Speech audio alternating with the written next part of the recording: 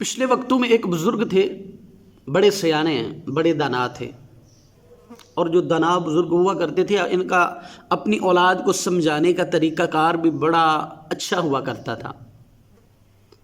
تو انہوں نے ایسا کیا کہ یہ جب قریب المرگ پہنچ کے نا بیمار تھے، چارپائی پہ تھے، تو انہوں نے نا اپنے ان کے 7 بیٹے تھے، 7 کو بلایا اور کہنے لگے کہ بیٹا ایسا کرو، جاؤ جنگل میں اور جتنی ہو سکے لکڑیاں اکٹھی کر کر لے آؤ۔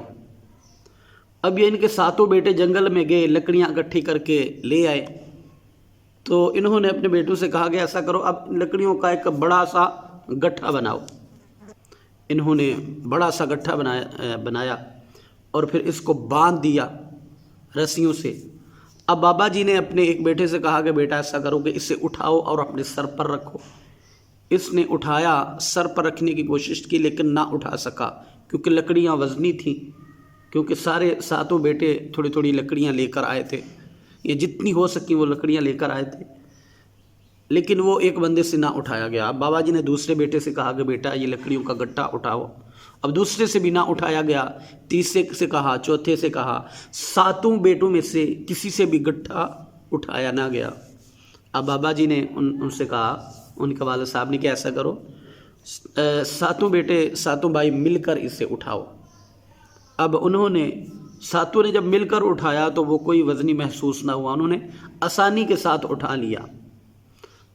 تو بابا جی نے یہ سارا پروسیس، یہ سارا عمل کس لیے کروایا؟ پھر اپنے بیٹوں کو پاس بٹھایا اور سمجھانے لگے کہ بیٹا میرا کوئی پتہ نہیں کہ میں نے اس دنیا سے کب چلے جانا ہے، انسان کو اپنی موت کا پتہ نہیں کہ کب وہ دنیا سے چلا جاتا ہے، مر جاتا ہے۔ تو دیکھو میں تمہیں ایک سبق دے کر جا رہا ہوں کہ یہ لکڑیوں کا گٹھا تھا، تم نے ایک ایک کر کے اس کو اٹھانا چاہا لیکن تم اٹھا نہ سکے، لیکن جب تم 7 نے مل کر اسے اٹھایا تو تمہیں ذرا بھی مشکل پیش نہ آئی۔ اس سے میں تمہیں یہ بات سمجھانا چاہتا ہوں کہ اپنی زندگی میں تم جو کام بھی مل کر کرو گے نا اتفاق کے ساتھ تو تم کامیاب ہو جاؤ گے۔ اگر اکیلے چل کر تم کہو گے کہ ہم زندگی کا بوجھ اٹھائیں، پریشانیوں کا سامنا کریں، تو پھر تمہاری ٹینشنیں، تمہاری پریشانیاں زیادہ ہوں گی۔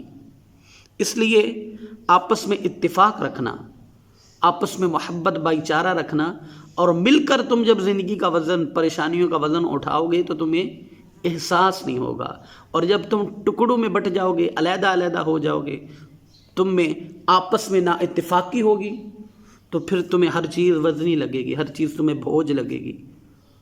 اور جس طرح ایک بندے سے یہ لکڑیوں کا گٹھا نہیں اٹھایا گیا، اسی طرح سے تم سے یہ زندگی میں پریشانیوں کا بوجھ نہیں اٹھایا جائے گا۔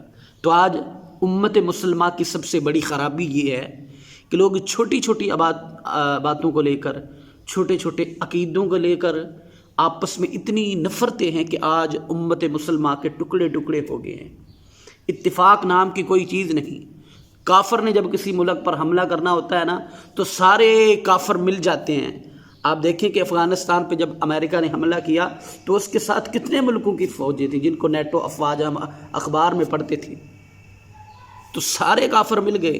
انہوں نے یہ نہیں دیکھا کہ ہمارا مسلک کیا ہے، حالانکہ ان کے مذہب کے اندر بھی بہت سارے مسلک ہوں گے، عیسائیوں کے اندر بھی بہت ساری قسمیں ہیں، لیکن وہ سارے ایک ہو جاتے ہیں۔ جبکہ مسلمان ہم نے مسجدوں میں دیکھا ہے کہ دوسرے فرقے کے لوگوں سے، دوسرے مسلک کا بندہ اگر مسجد میں آ جائے تو اس سے اتنی نفرت کرتے ہیں کہ اتنی نفرت یہ کافر سے بھی نہیں کرتے، اور لوگوں کے مزاج دیکھ کر اتنا دکھ ہوتا ہے، اتنی نفرت کرتے ہیں کہ ان کے ہاتھ سے پانی نہیں پیتے، کیونکہ یہ رفع یدین کرنے والے ہیں، یا یہ قبروں پر جانے والے ہیں، یہ مزارات کو ماننے والے ہیں، یا اولیاء کرام کو ماننے والے ہیں، یہ جناب رفع یدین کرنے والے ہیں، یہ اونچی آواز میں آمین کیوں کہتے ہیں؟ چھوٹی چھوٹی باتوں کو لے کر اتنے بڑے بڑے جو ہیں، اتنی ہمارے دلوں کے اندر اتنے فاصلے پیدا ہو گئے ہیں کہ جس کا کوئی حساب ہی نہیں۔ ان کو دیکھ کر بڑی حیرانگی ہوتی ہے۔ اور یہ کس نے کریٹ کیے ہیں، کس نے بنائے ہیں؟ جاہل قسم کے خطیبوں نے، کہ جو انہی مسئلوں کو بیان کرتے ہیں، قرآن سے دور ہیں، قرآنی علوم سے، قرآنی پیغامات سے دور ہیں، نہ ہی قرآن سے بیان کرتے ہیں نہ ہی قرآن کو پڑھتے ہیں، صرف فتاوے پڑھ پڑھ کے لوگوں کو سنائے کہ جی یہ ایسا کرو گے تو کافر ہو جاؤ گے، اس کے پیچھے جنازہ پڑھ لو گے تو دائرہ اسلام سے خارج ہو جائے گے۔ ہمیں حکم ہے کہ لوگوں کو دین اسلام میں لے کر آئیں، اسلام میں شامل کریں، لیکن ہم لوگوں کو اسلام سے نکال رہے ہیں کہ اس نے یہ کر دیا تو کافر ہو گیا، یہ کر دیا تو یہ دائرہ اسلام سے خارج ہو گیا۔ تو یہ مسلمانوں کے اندر جو نا اتفاقی ہے، ساری دنیا کے جو کافر ہیں اس سے فائدہ اٹھاتے ہیں۔ تو مسلمان، امت مسلمہ تب ہی کامیاب ہے کہ جب یہ آپس میں ان کا اتفاق ہوگا ہر سطح پر، ایک چھوٹی سی مسجد سے لے کر ایک دیہات سے لے کر شہر تک، پھر ملکی سطح پر، پھر دنیا، پوری دنیا تک جب سارے مسلمانوں میں اتفاق ہوگا تو پھر ہی مسلمان اسلام کا جھنڈا جو ہے وہ بلند کر سکیں گے۔ وگرنہ جو صورتحال ہے کہ ہر مسلمان کے اپنے مسلمان بھائی کے لیے بغض ہے دلوں میں، دل صاف نہیں ہے، آپس میں ایک دوسرے سے حسد کرتے ہیں، اتنی برائیاں ہیں ہمارے دلوں کے اندر۔ اللہ ہمیں